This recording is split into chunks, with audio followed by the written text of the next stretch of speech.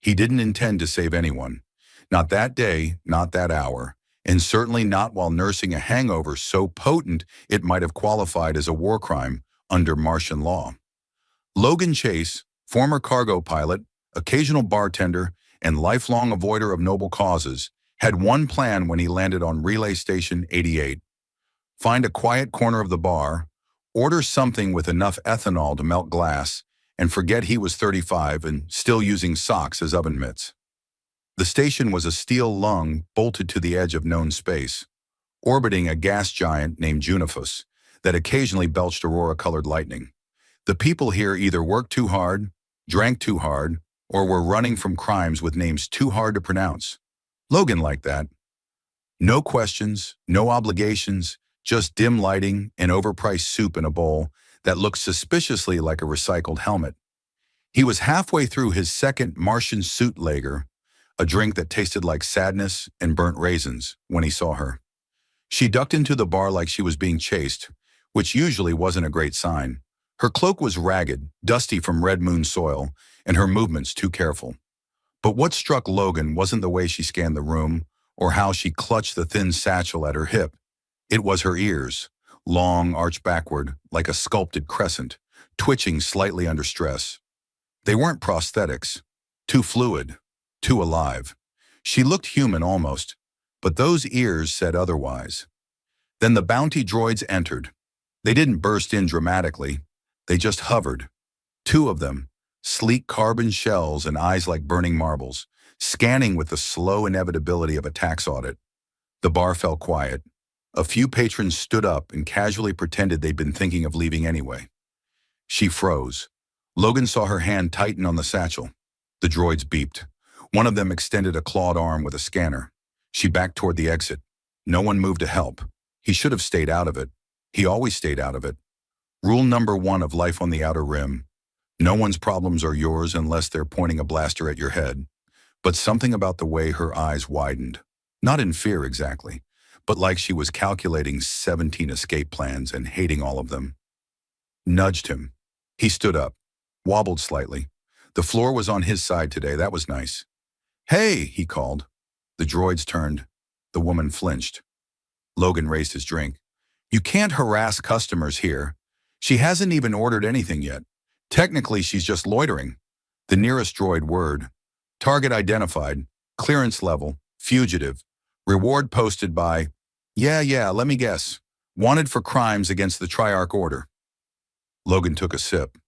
You ever notice how the Triarch calls everyone a criminal the second they sneeze without a permit? The droid raised its weapon. Logan threw his drink. To be fair, it was a terrible plan. It mostly got the droid wet. But the shock of it gave the woman, alien, fugitive, future regret, just enough time to slide under a table and flip a concealed blade from her boot. She didn't hesitate. She moved like someone who'd trained on low-grav surfaces and broken more than a few bones doing it. Logan ducked behind the bar just as something exploded. He crawled next to the bartender, who was calmly polishing a glass and whispering, "Not again, not again, not again." By the time the smoke cleared, one droid was sparking against a jukebox, and the other had been neatly impaled through what he assumed was its Wi-Fi router. The woman turned to him, breathing hard. Her eyes locked on his. She didn't say thank you. She said, "We have to leave." "Oh, good," he muttered. "I was just thinking, you know what this day needs? A high-speed chase and possible galactic repercussions?" She grabbed his arm. "They'll send more." "Of course they will, because I'm a magnet for deeply inconvenient women with questionable legal status." She didn't laugh, just pulled him toward the back door, which opened with a wheeze and the unmistakable scent of budget-grade air recyclers.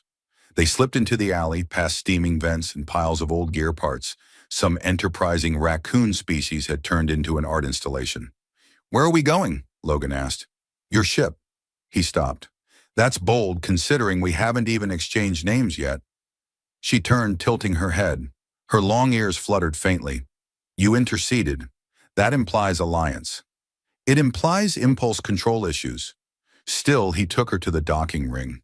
His ship, the Rust Bucket Royale, was about as royal as a dented sandwich tin, but it had working thrusters and only caught fire on rare occasions. He opened the hatch. She stepped inside without hesitation. Once they were in orbit, Logan slumped into the pilot seat and turned to her. All right, time for a proper introduction. I'm Logan, professional mistake maker and occasional savior of strangely tall women. You are? She paused. Varela. Just Varela? For now. Right. Varela for now. Pleasure's all mine. She didn't correct him. Instead, she stared out the window as stars flicked past. Faster and faster. Her expression softened.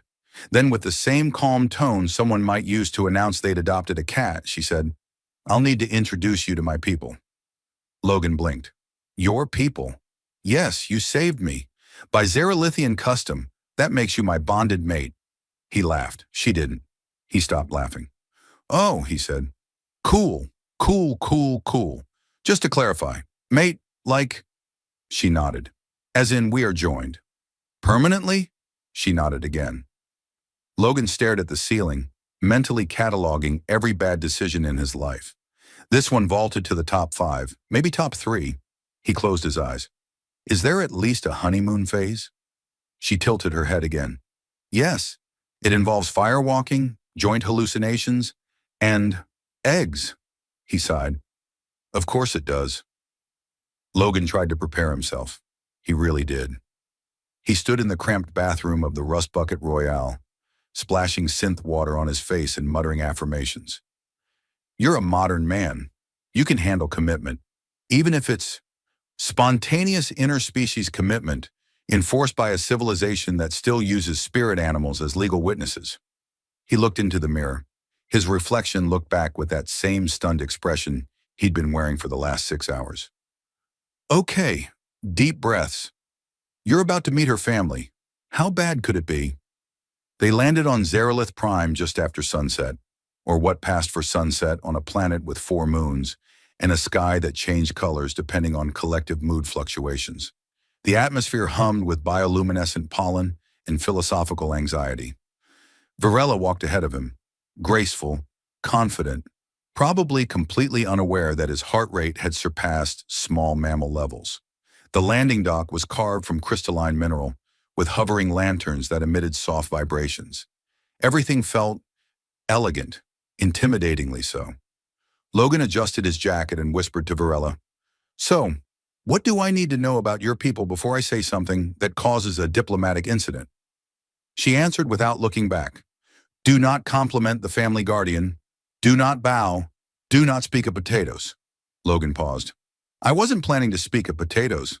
It's a slur in one of our dialects. Of course it is. As they approached the entrance, a chorus of musical tones echoed from the archway, followed by a puff of fragrant mist. Logan sneezed. A tall, blue-robed figure emerged, wearing what looked like a floating diagram of a family tree above its head. The branches glowed as it spoke. Varela, you have returned, and you have brought your human. He is my chosen, she said simply. Logan raised a hand in a sort of wave. Hi, Logan, very chosen.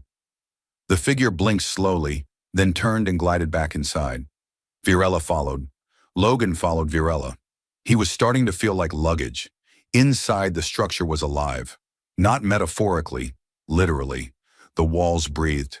The floor adjusted itself for optimal arch support. The ceiling occasionally whispered affirmations in a soothing hum. A chair squirmed out of the wall and gestured for him to sit. He declined. It pouted. The family was gathered in a great hall made of folded light and suspended water. There were at least 20 Xerolithians, each more intimidatingly poised than the last. One of them, taller than the rest and wearing a sash made entirely of blinking runes, stepped forward. This is the human you have bound yourself to? Varela nodded. He looks soft. Logan smiled weakly. Well, I moisturize. There was a moment of silence. Then unexpectedly, the runed Xerolithian laughed. A strange, echoing sound that bounced off the walls and came back, sounding like a bell choir with stage fright. He is amusing. That may help. Another voice rang out from behind. Has he passed the sincerity glance yet? I don't think he's even past puberty, someone muttered. Varela raised her voice slightly. Logan has not undergone the rites. We've come to begin the harmonization. Murmurs spread. One elderly Xerolithian fainted into a floating cushion. A teenage one whispered something and snorted. Logan wanted to shrink into a suitcase. The elder with the runes clapped its hands. Then let the trials begin. May the mating proof be swift and only moderately embarrassing. They were escorted to a ceremonial chamber, where Logan was handed a robe made of shimmering threads that refused to stop changing color. Varela looked stunning in her formal attire, sleek armor interwoven with organic circuitry. Logan looked like a walking disco accident. Their first test was the Echo of Trust. This involved standing in a shallow pool of memory-infused water and telling each other the most shameful moment of their lives, while the pool visually reenacted it above their heads. Logan sighed. All right, when I was 12, I thought I could impress my crush by building her a robot dog. It was actually just a hairdryer strapped to a toaster. It caught fire and bit my teacher. The pool projected it all in loving 4K. The teacher screamed. The toaster growled. His crush ran off-screen yelling, "You're weird!" There was polite applause. Varela nodded solemnly. When I was young, I attempted to speak with the ancestral tree and mispronounced the word for reverence as flatulence. The spirits shunned me for a week. The pool displayed a young Varela being chased by glowing roots. Logan snorted. Okay, that's better than mine. The next test was called Synchronization Through Movement, which turned out to be an elaborate dance involving magnetic fields, sonic pulses, and levitating platforms. Logan immediately fell off the first platform, ricocheted off a tuning crystal, and landed in a fountain shaped like a contemplative slug. Varela caught him by the ankle and hauled him upright with a strength that should have alarmed him more than it did. Do not fight the rhythm, she advised. I'm trying. The rhythm keeps punching back. The final test was Feast of Union, where they were expected to eat symbolic foods while sharing telepathic impressions of their flavor. Logan bit into something that looked like a mood ring and tasted like his third-grade math teacher's disapproval. Varela laughed so hard she nearly choked on a courage root. Despite everything, by the end of the rituals, the elders seemed satisfied, or possibly too confused to object. That night, Logan sat beside Varela on a balcony overlooking a glowing lake that spelled inspirational quotes when the wind hit it just right. He was exhausted, confused, slightly damp, and maybe a little happy. I think I made your aunt cry, he said. She cries often, mostly at breakfast. They sat in silence for a while. Hey, he said quietly, this bond thing, you serious about it? Varela looked at him. Her long ears shifted with the breeze. I am. And you don't think it's weird to declare someone your mate after a single rescue? She tilted her head. Would you rather I waited until you annoyed me for a year and then reluctantly agreed? Logan considered that. Honestly, that sounds way worse. She smiled. Then perhaps we are doing this the better way. He sighed. Yeah, the weird way. And somehow that felt just right. Logan woke to the sound of whispering walls. Not whispering through the walls.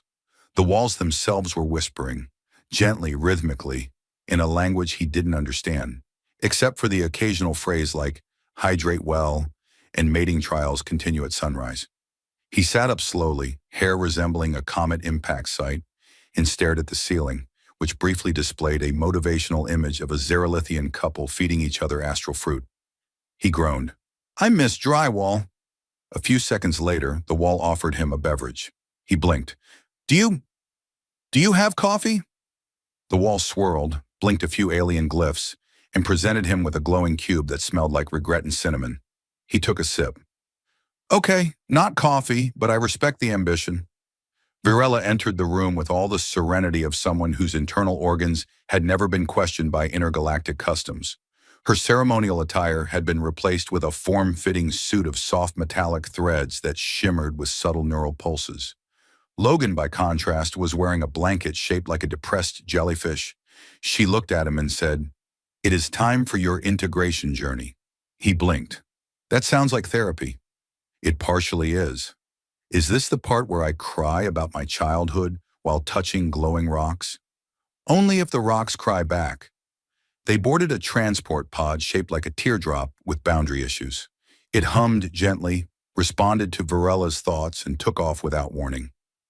Logan yelped. Could we maybe ease into liftoff?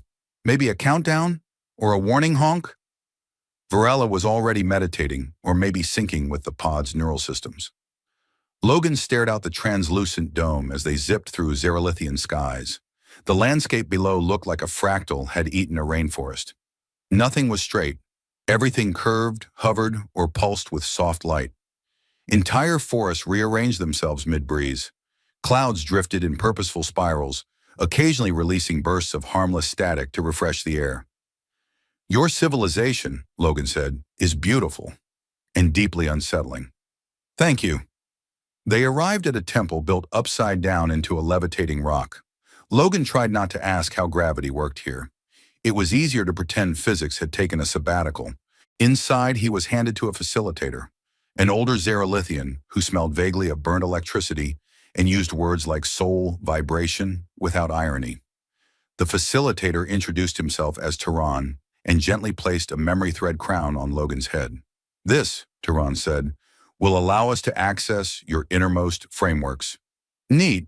Do you offer privacy settings? Absolutely, but I will ignore them. Before Logan could protest, the device activated, and his brain was projected into a shimmering network of floating light orbs. Each orb pulsed with a moment from his life. One flickered with childhood embarrassment. Another displayed the time he got locked in a grocery freezer during a prank war. A third showed Varela, laughing at one of his bad jokes. Tron floated beside him, contemplative. You use humor as a defense, he observed. Actually, I use it offensively too. Very versatile. They drifted toward a darker orb. This one, Tehran said softly, contains your fear. Which one? I have a whole buffet. But the orb opened before he could resist. Inside, he watched himself pushing people away, avoiding connection, laughing through rejections. The sensation of never quite fitting, never quite being needed. When the vision ended, Logan was quiet for the first time in minutes. Tron said, You fear being chosen because it means you can be left. Logan muttered, I liked it better when we were floating through the goofy stuff. You can return to the fun after acceptance. The memory journey ended with a burst of warmth, like his brain was being hugged by a toaster oven. Tehran nodded and vanished into the temple walls, leaving Logan blinking on a mat. Varela helped him up. You look pale. I feel like my childhood just punched me in the kidneys. That's normal. Back on the pod, they floated in silence for a while. Then Varela said, Would it comfort you to attempt a light festival? Is that code for something? Number, it is literally a festival of lights. There is pie. He perked up. Pie, I understand. The festival took place in the sky. No, really. The entire event hovered in a gravity-controlled sphere above a mountain range, with floating platforms, shimmering food booths, and creatures made of bioplasma performing interpretive dance. Varela guided him to a vendor selling a dessert that looked like a jellyfish and tasted like childhood wonder. Logan nearly cried. The lights around them pulsed in time with collective emotion. Somewhere, a group of children rode a glowing centipede that spat bubbles shaped like famous philosophers. He looked at her. You really just live like this? Sometimes it rains despair crystals, but mostly yes. They sat on the edge of a floating pedal platform, watching the horizon swirl into colors he'd never named. I'm not used to being someone's choice, he said. I am not used to choosing someone uncertain, she replied. But you still did, she nodded. Because you pulled me out of danger without promise of gain, and you have a kind face. I also have a crooked toe. I have seen it. I accept it, he laughed. Then suddenly a ripple passed through the crowd. A deep tone vibrated the air. A news orb drifted overhead, broadcasting a message. Attention! The Varnix Assembly has issued a formal dispute regarding the Xerilithian human bonding. They do not recognize the legitimacy. They request immediate arbitration or retaliation. Logan blinked. I'm sorry, retaliation? That escalated quickly. Varela narrowed her eyes. The Varnix believe in purity of alliance. They see you as a corruption. That's rude. It is also dangerous. A hush settled over the Sky Festival. Logan looked around. So, I'm like an interstellar scandal now? Yes. He stood up. All right, let's go do something irrationally brave and immediately regret it. Varela stood beside him. That's the spirit. The meeting chamber of the High Conclave smelled faintly of lemon and interstellar judgment. Logan shifted uncomfortably in his seat, which was alive. He didn't mean that metaphorically. It literally adjusted itself every time he wiggled, pulsing under him like a polite muscle trying not to fart. The seat, like most things on Zerolith Prime, had opinions. A ceiling that played romantic meteor showers on request. A cake that periodically sang compliments in 3 languages. Logan flopped onto a floating couch. So? We're good now? The bond's recognized? The aliens are satisfied? No one wants to vaporize me this week? For now, he looked at her. You sure you still want me? I mean, you saw the inside of my psyche. It's mostly anxiety and obsolete movie quotes. I chose you before I knew. I choose you after. He smiled. Then a small orb floated into the room and announced, Reminder, the trial of spheres begins tomorrow. Please bring extra socks. Logan sighed. There's another trial? Varela raised a brow. It is our final right. What happens if I fail?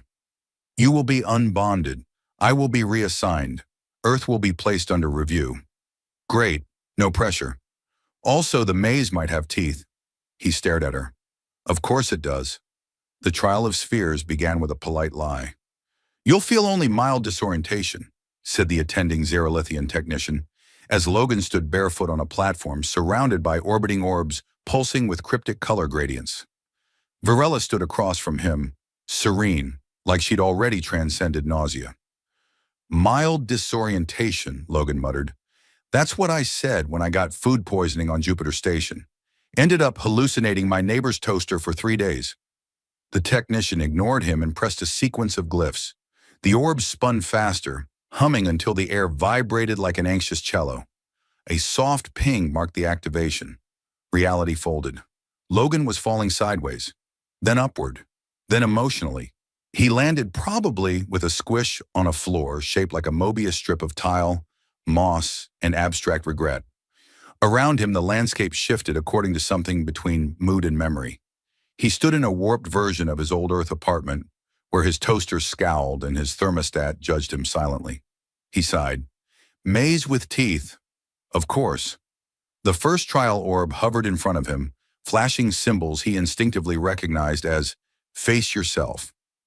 The door behind it blinked, shifting between a hallway, a jungle, and a bureaucratic waiting room. When he stepped through, he was 10, standing in front of his childhood self, who looked up at him with a frown. Why are you always joking? Kid Logan asked. Because people laugh less when they're scared. Are you scared? All the time. The kid nodded. You're still okay. That door vanished. The next orb pulsed in a way that screamed, prove devotion. Logan braced for something romantic. Instead, he was suddenly being attacked by a holographic simulation of Varela's ex, a tall, smug Zerolithian wearing a vest made of orbiting moons and holding a quantum harp. Oh, come on, Logan groaned. You dated this guy? The hologram smirked. She'll tire of you. Humans are known for abandoning things, like logic and socks. Logan picked up the nearest object, a broom or a weaponized broom, and swung. The illusion shattered. A platform rose beneath him, carrying him into a starlit dome, where the last orb waited. It glowed with the final challenge. Choose. The environment dissolved into 2 scenes. In one, Varela stood atop a platform, surrounded by her people, their energy focused on her. She looked radiant, poised to become ambassador to the United Species Assembly, a post she had dreamed of. But the role forbade bonding to outsiders. If Logan stayed, she would lose that future. In the other scene, Earth. Logan's home. His old life. 100 mistakes he hadn't quite forgiven himself for, but also the chance to return to normalcy. Coffee that didn't glow. T-shirts that didn't whisper motivational phrases. Choose, echoed a voice. Her path, or yours. He stood between the two, heartbeat loud, palms sweaty with significance. Then he laughed. Why does it have to be one or the other? The spheres trembled. He looked up. I'm not some heroic outlier. I'm just a guy who walked into a mess and tried not to make it worse. But maybe we're both more than our roles. Maybe we make a new option. The platform went still. He stepped toward Virella's image. Let her decide too. She's not a prize. She's my partner. The illusion collapsed into light. Across from him sat the Council of Seven, draped in luminous robes and expressions carved from the concept of disapproval. Virella stood to his left, calm, composed, and glowing faintly with diplomatic poise. Logan was mostly glowing from nerves and a breakfast that might have been sentient. High Chancellor Oryx leaned forward, nostrils flaring in a way that meant either suspicion or allergy. You are the human, Oryx said. Logan gave an awkward smile. Unless there's been some horrible cloning incident I haven't been told about, yeah. You are not of noble blood. You have no genetic enhancement. You possess no known precognitive abilities. I do have a scar shaped like Canada, Logan offered. No one laughed. One of the counselors sighed through their forehead. Virella spoke firmly. He acted with selflessness, not strategy. He offered protection without calculation. We value many traits, but sincerity among them. Oryx folded 4 of his 6 fingers. Sincerity does not protect us from Varnix warships. At the mention of the Varnix, the chamber lights dimmed instinctively. The Varnix didn't just oppose the Union. They saw it as sacrilege. Their culture was built around biological hierarchy, genetic perfection, and decorative shoulder armor. An unenhanced human bonding with a Xerolithian diplomat was, to them, equivalent to setting fire to a sacred text and dancing in the ashes wearing Crocs. They've called for public arbitration, said Counselor Trell, blinking sideways, which they define as a test of strength, unity, and endurance, or they will proceed with aggression. Do we get to pick what kind of test? Logan asked hopefully. I'm good at board games. They have proposed a psychic convergence duel. Of course they have. Logan looked at Virella. Just checking. Does this mean I have to fight someone with my mind? She nodded. Yes. Cool, cool, cool, cool, cool, cool. Is it lethal? Not always, he exhaled. That's a refreshingly ambiguous answer. Later, in the convergence chamber, which looked suspiciously like a giant glowing egg with bad intentions, Logan was given a helmet filled with jelly. Why is it wet? He asked the technician. Better mental conductivity. Right. I always perform better in conditions resembling a sneeze. The Varnix representative arrived wearing ceremonial bone plating, carrying a staff that throbbed with psychic pressure. Logan watched as the air around the Varnix rippled with raw force and audible contempt. Then he turned to Virella and whispered, Is now a good time to mention I failed meditation in college? She placed her fingers gently on his temple. We will link. I will shield you. Thank you. If I die in there, please delete my browser history. The duel began. He was no longer in a room. He was in a memory field shaped by emotion and perception, a massive astral arena, stars swirling above, fear and pride curdling the sky. The Varnix stood across from him, projecting blades made of ancestral trauma. Logan instinctively projected a hoodie and a coffee mug. I don't know how this works, he whispered. You must assert identity, Virella's voice echoed inside him.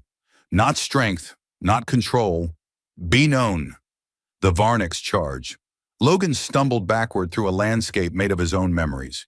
He tripped over middle school, skidded past his first heartbreak, accidentally summoned a very judgmental version of his mother who asked why he still hadn't learned to iron.